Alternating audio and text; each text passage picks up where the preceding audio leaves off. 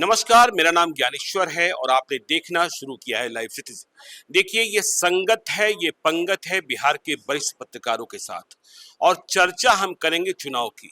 हमारे साथ बिहार के वरिष्ठ पत्रकार अरुण कुमार पांडे जी हैं, वरिष्ठ पत्रकार भोलानाथ जी हैं और वरिष्ठ पत्रकार रवि उपाध्याय जी हैं। चर्चा हम चुनाव की कर रहे हैं। देखिए, 6 चरणों के चुनाव समाप्त हो चुके हैं, 7वें चरण का बाकी है और 6 चरणों के चुनाव ने बिहार का मिजाज बताया है, वोटरों का रुझान बताया है। जो नतीजे आने वाले हैं इसके पूर्वानुमान भी आने लगे हैं, लेकिन चुनाव के मुद्दे क्या रहे, वोटिंग का ट्रेंड क्या रहा, हम चर्चा की शुरुआत करेंगे अरुण कुमार पांडे जी से। देखिए अरुण जी, नीतीश कुमार तो एनडीए में आ ही गए, लेकिन एक चर्चा सदैव होती है, जब वो इधर से उधर होते हैं, उधर से इधर होते हैं, जनता गुस्सा भी करती है, जनता नीतीश कुमार को चाहती भी है और नफरत भी करने लगती है और कह दिया जाता है नीतीश कुमार पलटू राम है। जब 28 जनवरी को सत्ता बदल रही थी तो एक पक्ष इतने गुस्से में था कि पूछिए मत, लेकिन मैंने नीतीश कुमार को यह कहते सुना है कि बिहार की जनता की मेमोरी बहुत लॉस मतलब कमजोर है, वह तुरंत किसी बात को भूल जाती है, मेमोरी शॉर्ट है। तो जब चुनाव हुआ और जब इस बात के संकेत मिलने लगे हैं कि एनडीए भले 40 में 39 नहीं, 40 में 38 नहीं, लेकिन 32 से 35 जैसा पूर्वानुमान आप लोग कल भी व्यक्त कर रहे थे। तो क्या नीतीश कुमार के खिलाफ जो गुस्सा था, नीतीश कुमार को लोग जो पलटू राम कह रहे थे, सब कुछ भूल गए और वोट फिर से नीतीश कुमार के चेहरे पर और मोदी के चेहरे पर दे दिया? देखिए, पॉलिटिक्स में जो पॉलिटिकल एक्ट होता है उसका कुछ तात्कालिक प्रभाव होता है, तात्कालिक प्रतिक्रिया होती है। अब नीतीश कुमार तो मैं मानता हूँ बिहार में जो राजनीति की अभी धुरी है, जो दिशा है पिछले 1990 के बाद, तो एक फैक्शन के लिए मजबूरी हो गए हैं वो। और मजबूरी वही है, कल भी आपने चर्चा की थी कि नीतीश कुमार जिस पाले में जाते हैं वो पाला मजबूत हो जाता है, सत्ता उधर ही चली जाती है। सत्ता उधर ही चली जाती है और सत्ता उनके हाथ में होती है। अब पिछले तेजस्वी यादव को भी सत्ता का सुख तभी मिलता है जब नीतीश कुमार साथ आते हैं। बिल्कुल 3 दशक आप देखें तो मुख्यमंत्री की कुर्सी तो वही रही, सही सलामत रही नीतीश कुमार के लिए। अब उनके साथ आने वाले सहयात्री बदलते रहे, तो ये बात सही है कि नीतीश कुमार में पिछले इस 3 दशक में, खासकर 2005 के बाद वो जब सत्ता में आए और एक लंबी यात्रा के बाद भाजपा से जब उन्होंने नाता तोड़ा, तो उस समय भी आक्रोश था, लेकिन उस समय आक्रोश था भाजपा समर्थकों में। फिर बाद में उन्होंने उस लालू प्रसाद से दोस्ती कर ली, स्वाभाविक रूप से तब लालू प्रसाद को सत्ता मिल चुकी थी, तो उनके लोगों में खुशी थी। इस बार फिर आप देखें, आप इसी विधानसभा, जो अभी वर्तमान विधानसभा है, इसमें जनादेश तो मिला था बीजेपी और नीतीश कुमार एनडीए को मिला था और उन्होंने पाला बदल लिया, तो जो विपक्ष में बैठा था वो सत्ता में आ गया और जो सत्ता में जनादेश मिला था साथ में रहने का, उसको विपक्ष में बैठने की मजबूरी हुई। इस बार जो है फिर उसी तरह से नाराजगी हुई, लेकिन फिर वो साथ आ गए हैं। तो जो नाराजगी हुई थी, इसलिए मैंने कहा कि जब कोई पॉलिटिकल एक्ट होता है कहीं, तो उसकी क्रिया प्रतिक्रिया दोनों होती है और वो तात्कालिक होती है। बाद के दिनों में मुद्दे बदलते हैं और फिर जनता भूलती है उनके किए कामों का। जैसे कहते हैं ना, कोई दिवंगत हो जाता है तो सिर्फ उसकी अच्छाई गिनी जाती है, तो जनता भी भूल जाती है। नहीं, मैं ये समझना चाहता हूँ अरुण जी कि नीतीश कुमार जब इधर से उधर जाते हैं, उधर से इधर आते हैं, तो क्या उनके साथ ही जनता भी इधर से उधर चली जाती है? नहीं, जनता तो जो उनके समर्थक हैं, देखिए मैंने कहा कि राजनीति की दो धुरी है। अब तक क्या है, जब नीतीश कुमार 2003 के बाद, नहीं 90 के बाद ना कहिए, 1993 के बाद जब वो लालू प्रसाद से अलग हुए, तो एक धुरी नहीं ना बनी, फिर वो आ गए बीजेपी के साथ। पहले तो कुछ दिन अकेले लड़े और भाजपा और नीतीश कुमार, सबको लगा कि नहीं, हम लालू प्रसाद को कहीं जो उनकी सत्ता है, कल भी विस्तार से मैंने ये बात की थी कि 90 के बाद से जब मुख्यमंत्री बने लालू प्रसाद, सत्ता में रहे या सत्ता से बाहर रहे, आज भी एक राजनीति धुरी है। अब जो नीतीश कुमार ने जो भी कुछ एक्ट किया, तो जो लोगों में नाराजगी होती है ना, देखिए नाराजगी कुछ तो सरकार से काम की अपेक्षा होती है और कुछ पॉलिटिकल एक्ट होता है, उसके कारण नाराजगी होती है। तो नीतीश कुमार जब इस पाले में आए, तो जो राजद को एक कहीं अवसर मिल गया था सत्ता में रहने का, फिर डिप्टी चीफ मिनिस्टर बन गए तेजस्वी यादव, तेज प्रताप मंत्री बन गए और लालू जी को घर बैठे फिर सत्ता संचालन का एक अवसर मिल गया। उनकी पार्टी में अधिक लोग मंत्री भी बन गए।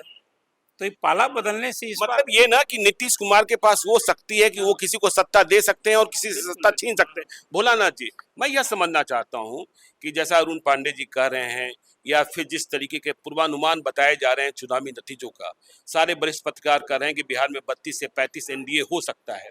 तो जनता जो पलटू राम कह रही थी, यदि मोदी और नीतीश जीत रहे हैं तो इसका मतलब नीतीश कुमार का जादू अब भी कायम है।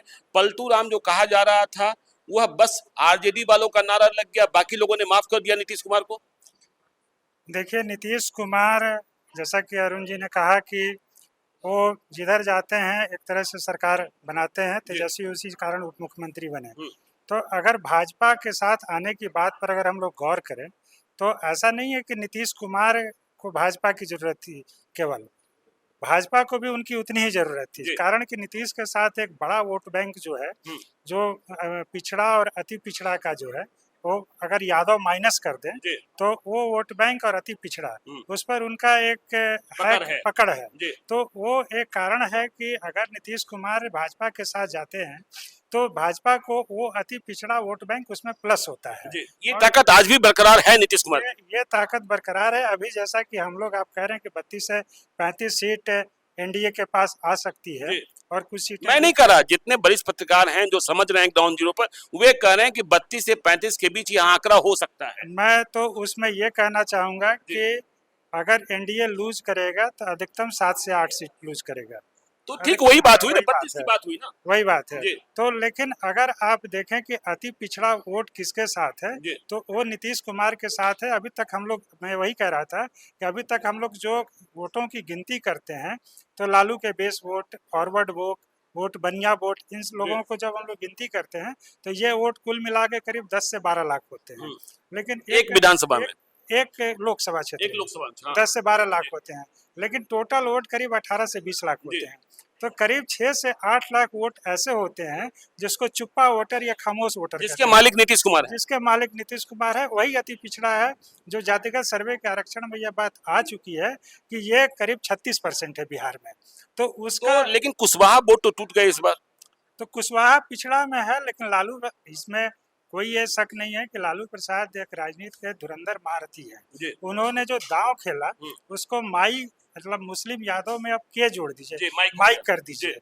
तो कुशवाहा वोट जैसे उन्होंने 8 उम्मीदवार महागठबंधन से दिए, तो उन 8 उम्मीदवारों का असर ये रहा कि जहां जहां कुशवाहा उम्मीदवार दिए तो कुशवाहा, हम लोग सब जानते हैं, पॉलिटिकल वोटिंग किया, पॉलिटिकली बहुत अवेकनिंग कास्ट है और पॉलिटिकली उन्होंने वोटिंग किया, beyond caste line, beyond party line जा करके उनको वोट दिया। और जहां अगर कुशवाहा नहीं भी था वहां भी राजद के उम्मीदवारों को उन्होंने वोट दिया। और उस जो मतलब हम ये समझे ना भोलानाथ जी की नीतीश कुमार जो हैं अब भी अति पिछड़ी जमात के वोट के मालिक हैं। हाँ जी। चलिए देखिए, मैं अब रवि उपाध्याय जी के पास चलता हूँ। देखिए, भोलानाथ जी का कहना है, अरूप पांडे जी का कहना है कि बीमार भले हों या फिर जो कहें नीतीश कुमार के बारे में लोग, लेकिन पलटू राम आप चाहे जब मर्जी हो कह दीजिए, कभी ये पक्ष कहेगा कभी वो पक्ष कहेगा, लेकिन नीतीश की चमक अभी इतनी धुंधली नहीं हुई है कि उन्हें बिहार की सियासत से आप बाहर कर दीजिए। ज्ञानेश्वर जी, नीतीश कुमार की चमक और धमक दोनों ही बरकरार है। इसको आप मानिए या कोई माने न माने, क्योंकि आप देखिए, जब वो चेहरा तो नीतीश कुमार ही होते हैं, भले कभी आरजेडी उनके साथ चली आए या कभी भारतीय जनता पार्टी उनके साथ आए, लेकिन चेहरा नीतीश कुमार का ही होता है। मुख्यमंत्री जब तक चमक और धमक उनके साथ नहीं है तो फिर ये परिस्थिति बनती क्यों है? यह तो सबसे आप में एक बड़ी सवाल है। और जो चुप्पा वोटर की बात होती है, हम लोग कई दफे ऑफ द कैमरा बात करते हैं ज्ञानेश्वर जी की, पचकुनिया वोट जो कहा जाता है वो साइलेंट वोट है। वो साइलेंट वोटर जो नीतीश कुमार के बगैर वो कुछ भी इधर उधर नहीं सोचता है, वो चुपचाप जाता है। और हर लोकसभा देख लीजिए, हमको लगता है हर लोकसभा क्षेत्र में 1.5 लाख 2 लाख के आसपास वोट है पंचकुनिया का, एकदम इसको आप मान के चलिए। और वो चुप्पा वोटर वही जाकर के, भोलानाथ जी 5 लाख बता रहे हैं प्रत्येक लोकसभा क्षेत्र में, और उसमें और एड ऑन करेंगे। ये जो हम लोग जो बात कह रहे हैं वह उदाहरण देखिए ना, मधेपुरा कहता है लोग कि रोम पोप का, मधेपुरा गोप का, लेकिन वहां जीत मिलती है अति पिछड़ा वोट से और नीतीश कुमार के उम्मीदवार चुनाव जीत जाते हैं, लालू यादव के उम्मीदवार चुनाव हार जाते हैं। निश्चित रूप से देखिए, वही हम कह रहे हैं कि नीतीश कुमार का जादू है और कहीं ना कहीं वह वह वोट जो समीकरण जो होता है, जो भी समीकरण अभी लालू प्रसाद यादव को भोलानाथ जी कह रहे थे राजनीति के धुरंधर, लेकिन हम तो मानते हैं कि नीतीश कुमार ही राजनीति के धुरंधर हैं, क्योंकि अगर यदि राजनीति के धुरंधर नहीं होते तो कैसे बाध्यता भारतीय जनता पार्टी उनके पास आती आरजेडी कैसे उनके पास आती, तमाम समीकरण उनके खिलाफ होते, वोट का गणित भी उनके खिलाफ नहीं है। तो हम फिर अरुण पांडे जी के पास आते हैं। देखिए, यह बात तो मान ली गई कि पलटू राम, यह कोई बात रही नहीं चुनाव में, लेकिन एक बात जो ग्राउंड जीरो पर थे वे कह रहे थे कि चिराग पासवान, नीतीश कुमार, बीजेपी, इनके वोटरों में अंतर्द्वंद है। कहीं कहीं यह बात नोटिस की गई कि चिराग पासवान के वोटरों ने, पासवान मत ने जेडीयू को वोट नहीं किया, जेडीयू के वोटरों ने चिराग पासवान के उम्मीदवारों को मत नहीं दिया, और बीजेपी और जेडीयू में भी अंतर्द्वंद देखा गया, जिसके कारण जीत भले हो जाए लेकिन वोटों का जो अंतर है वह कम हो सकता है। क्या चिराग पासवान और नीतीश कुमार की हुई दोस्ती को उनके समर्थकों ने कबूल नहीं किया है? उन्हें 2020 अब भी याद है। क्या बीजेपी और जेडीयू के संबंध को बीजेपी वाले नहीं कबूल करते? क्योंकि देखिए, स्वाभाविक तौर पर 16 सीटें मिली जेडीयू को, इन 16 सीटों पर बीजेपी के बड़े बड़े पहलवान चुनाव लड़ने की तैयारी कर रहे थे और उन्हें अचानक घर बैठ जाना पड़ा। तो ये जो ग्राउंड जीरो पर कॉन्फ्लिक्ट दिखा, इसे कैसे समझते हैं? ये पहले तो आपने अभी पहली कड़ी में जो चर्चा आपने की नीतीश कुमार की धमक और चमक की, थोड़ा इसमें मेरी भिन्न राय है। वो ये कि अब तक जो हम चर्चा कर रहे हैं नीतीश कुमार को जो देख रहे हैं, अब तक के जो चुनाव हुए जब से लालू और नीतीश साथ आए, ये बीजेपी और नीतीश साथ आए, और उसके बाद जितने चुनाव हुए हैं इसमें निस्संदेह तब नीतीश कुमार की धमक और चमक दिखी थी। और राजनीति का अब जो परिदृश्य बना रहा कि पिछले 30 वर्षों से नीतीश कुमार, जब लालू हटे 2005 में उनकी सत्ता गई, तो लगभग अब 2 दशक होंगे इस यात्रा में नीतीश कुमार की कुर्सी सही सलामत रही। लेकिन जो ये वोट पोल्ड हुआ है पिछले चुनावों का ही परिदृश्य है। मैं मानता हूं कि अब आज की तारीख में नीतीश कुमार की न वो चमक है और न धमक है। ये दोनों ओर से, जब लास्ट बार जब उन्होंने बीजेपी से नाता तोड़ा तो बीजेपी ने उनको निशाने पर लिया, और बीजेपी ने वो सब कुछ करने की कोशिश की जो अभी भोला जी और अभी जी बता रहे थे कि जो नीतीश कुमार का यूएसपी था, लवकुश का, अति पिछड़ों का, इसमें कहीं ना कहीं सेंधमारी कैसे करें, कुछ नए चेहरों को उभारने की कोशिश बीजेपी ने भी की, और उधर लालू प्रसाद ने भी प्रयास किया। आप देखिए, अति पिछड़ों पर दाव लगाना, खासकर जातीय सर्वेक्षण के बाद 2 राज्यसभा में भेजा बीजेपी ने, उसके पीछे का ध्येय उद्देश्य क्या है? आपने देखा, एक भेजा मंडल को और एक धर्मशिला गुप्ता को भेजा, भीम सिंह को भेजा, अति पिछड़ों पर दाव लगाना। आज आखिर अति पिछड़े यदि वो नीतीश कुमार के साथ हैं तो बीजेपी की ये राजनीतिक रणनीति का उद्देश्य आखिर क्या है? तो मैं मानता हूँ फिर यह भी जो चुनाव हो रहा है, जिसमें 32 सीटों के लिए चुनाव हो गए हैं, और जो फीडबैक आया है, निस्संदेह यदि जो आकलन सभी पत्रकार और जो राजनीति को समझने वाले लोग कर रहे हैं कि इस बार 39 सीटें एनडीए को नहीं मिलेगी, उसकी घटत होगी, और वो 32 से 35 सीट तक एनडीए को रहेगा। मतलब जो 5 से 8 सीट का नुकसान होगा, कुछ सीट किसका नुकसान होगा? तो एक आकलन है कि जो जदयू की सीटें हैं अपेक्षाकृत बीजेपी की तुलना में उसकी सीटों का, नहीं, मैं समझना चाह रहा था चिराग और नीतीश कुमार की दोस्ती कह रहा हूँ आपसे। अभी जो चर्चा हुई, तो इसलिए मैंने कहा कि इस चुनाव में जो परिदृश्य देखने को मिला है, अब नीतीश कुमार का वोट था बांका, यहाँ मुंगेर में, और मुंगेर वहाँ लालू प्रसाद ने जो एक जातीय समीकरण जिस ढंग से ललन सिंह के खिलाफ, आखिर क्या वही तो नीतीश कुमार का वोट बैंक था? उसमें सेंधमारी नहीं हुई क्या? लालू प्रसाद के तो वोट अपनी जगह कायम रहे। कई आप क्षेत्र देखेंगे, आप औरंगाबाद देखिए कि वहाँ कुशवाहा कैंडिडेट दिया, नवादा देखिए, खगड़िया देखिए। तो कुल मिला जुलाकर इसलिए मैंने कहा कि इस बार नीतीश कुमार की वो चमक और धमक जो अब तक सचमुच उनकी तूती बोलती रही है, इस बार उसकी भी परीक्षा है, और मैं मानता हूं कि उस चमक और धमक ढीली पड़ी है। अब रही बात जो आपने अभी चिराग और नीतीश कुमार के रिश्तों में, जो दोनों नेता तो एक हो गए, लेकिन कार्यकर्ता के लेवल पर ये रिश्तों में ईमानदारी का घोर अभाव नहीं, कहीं कोई तालमेल नहीं। अभी आपने देखा शेखपुरा का जिला अध्यक्ष लोजपा रामविलास का, यहाँ चिराग पासवान की कंस्टिट्यूंसी में भरपूर काम किया, और सिवान में जाके हिना साहब के लिए खुले तौर पर वहाँ प्रचार करते देखा गया और अपनी बातें बताई। हाजीपुर में खुद वहाँ ये चर्चा हुई कि वहाँ जो जदयू के समर्थक मतदाता हैं, हाँ, उसमें उदासीनता थी, वो इस हिसाब से एक्ट नहीं किए। ऐसी कई कंस्टिट्यूंसी आप देखिए ना गया में, अब गया में कुमार सर्वजीत उसी समाज से आते हैं जिस वोट पर अभी हम आप बात करते हैं कि चिराग पासवान की तूती बोलती है, पासवान वोट की चर्चा मैं कर रहा हूँ। तो आखिर कुमार सर्वजीत ने कड़ी टक्कर दी है जीतनराम मांझी को। उसका सबसे बड़ा कारण यही है कि उनके स्वजातीय मतदाताओं को रुझान उनके तरफ था, और फिर जो राजद का एम-22 समीकरण है वो तो अपनी जगह था। इसलिए मैंने ये कहा कि चिराग और नीतीश कुमार में राजनीतिक रूप से दोस्ती हो गई। खुद चिराग के लिए अपनी सीट, आपने देखा कि जैसे चिराग ने के ही पार्टी के लिए, एक तो उपेंद्र कुशवाहा के लिए सीट छोड़ी नीतीश कुमार ने, अब वो सीट पर कल तक पशुपति पारस पार्टी में टूट हुई तो कहीं ना कहीं वो नीतीश ही इंस्ट्रूमेंटल थे, वो सीट फॉरगो कर दिया। और वो ये नीतीश कुमार की भी सहमति थी कि चिराग वहां लड़े। मतलब चिराग नीतीश की दोस्ती को जनता ने, मतलब उनके समर्थकों ने कबूल नहीं किया है। रिश्तों में ईमानदारी। चलिए भोलानाथ जी, देखिए अरुण पांडे जी कह रहे हैं कि चिराग नीतीश की दोस्ती हो गई, ठीक है, अब दोनों एक दूसरे के खिलाफ नहीं बोल रहे हैं। चिराग पैर छूकर आशीर्वाद लेते हैं, नीतीश कुमार भी उनके लिए वोट मांगते हैं।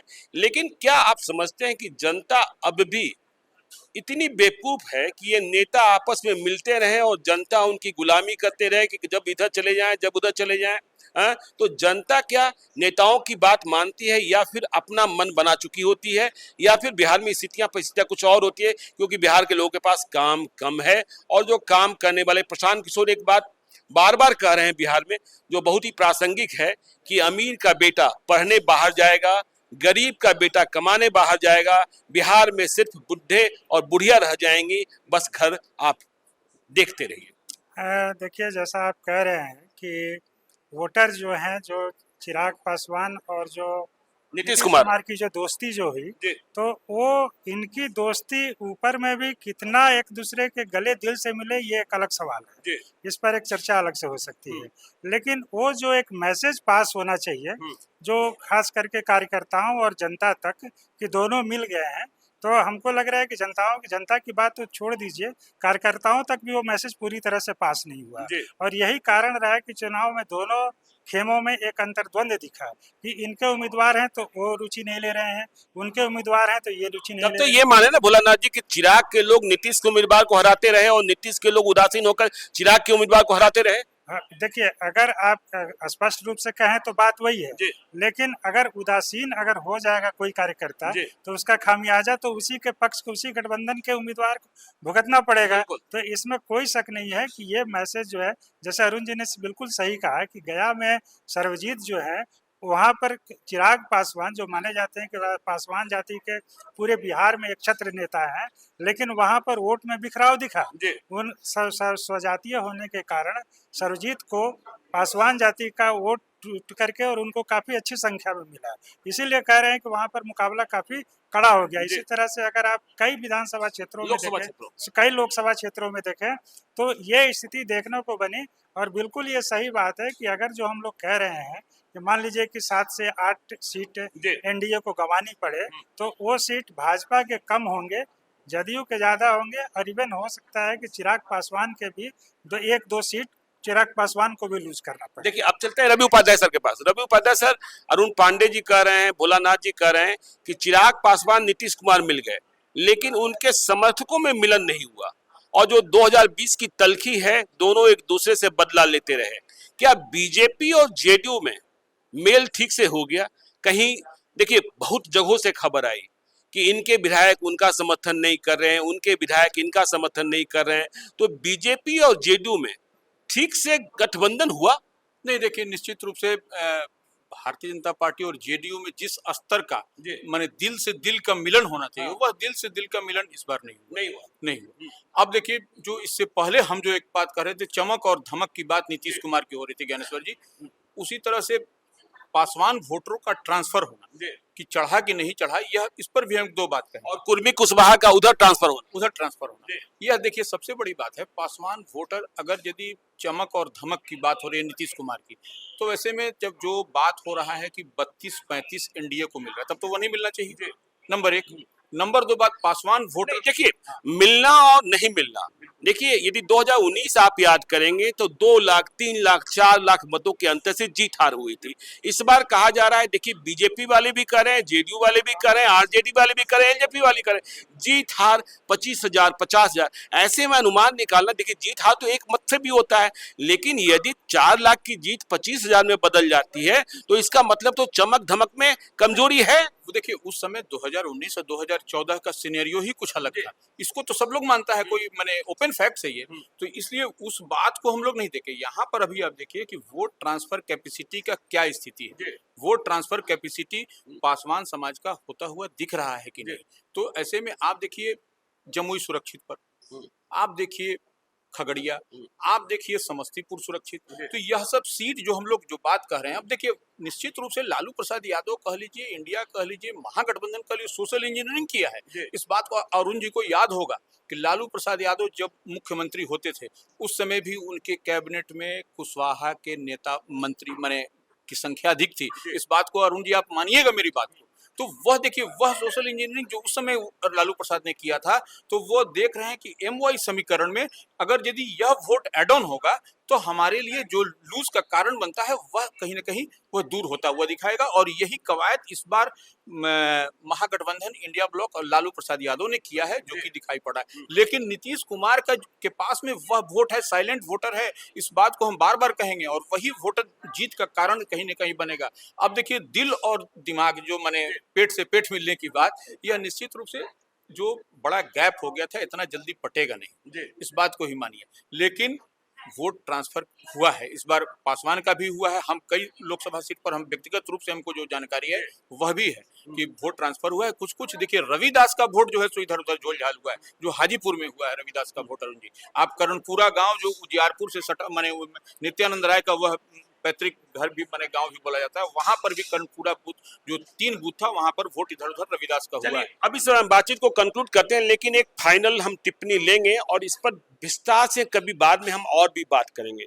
देखिए आप सभी अनुमान कर रहे हैं कि 32 से 35 सीटें एनडीए को आ रही है, मतलब इसका संकेत तो ये है कि दिल्ली में भी फिर मोदी सरकार आ रही है। तो जब मोदी सरकार दिल्ली में आ जाएगी, नीतीश कुमार की स्थिति क्या है यह हम और आप समझते हैं। आप कह रहे हैं कि उनकी चमक ढीली पड़ी है। लोकसभा चुनाव के बाद क्या नीतीश कुमार मजबूती से बिहार के मुख्यमंत्री बने रह पाएंगे? बहुत संक्षिप्त टिप्पणी लेंगे, विस्तार से कभी हम लोग बाद में बात करेंगे। मुख्यमंत्री के रूप में अभी भी मजबूत नहीं है जी। तो अब जो उनकी सेहत है, जो उनकी उम्र है, उसका असर तो सरकार के कामकाज पर देख रहा है। आप यदि एक सवाल करेंगे कि ये सवाल है कि अस्वस्थ बीमार मुख्यमंत्री यदि है तो राज चला कौन रहा है, कौन चला रहा है? हाँ ये बड़ा सवाल। मैं आपसे इस सवाल का जवाब जो कहेंगे कि आगे इस लोकसभा के चुनाव के बाद नीतीश कुमार मजबूती से राज अभी चला रहे हैं क्या? चलिए तो देखिए ये बड़ा सवाल अरुण पांडे जी ने उठा दिया है कि नीतीश कुमार यदि बीमार हैं तो राज कौन चला रहा है। तो इसे भी पता किया जाना, डिकोड किया जाना आवश्यक है। यह बड़ा सवाल है और इस सवाल की गुत्थी को भी कभी हम सुलझाएंगे, क्योंकि पर्दे के पीछे कई चेहरे नजर आते हैं, लेकिन ये चेहरे कौन है, कितने ताकतवर हैं, उनकी क्षमता क्या है, उनकी कमजोरी क्या है, उनकी राजनीतिक मजबूती क्या है, राजनीतिक कमजोरी क्या है, प्रशासनिक है तो क्या प्रशासनिक राजनीतिक हो सकते हैं, ये तमाम सवाल हैं। इस पर हम चर्चा करेंगे। आप देखते रहिए लाइव सीरीज को। यदि अब तक आपने हमारे यूट्यूब चैनल लाइव सीरीज को सब्सक्राइब नहीं किया है तो जरूर कर लीजिएगा, और यदि इस वीडियो को आप फेसबुक पेज के माध्यम से देखें तो पेज को लाइक कीजिएगा, ट्विटर पर भी हमें फॉलो कीजिए। धन्यवाद।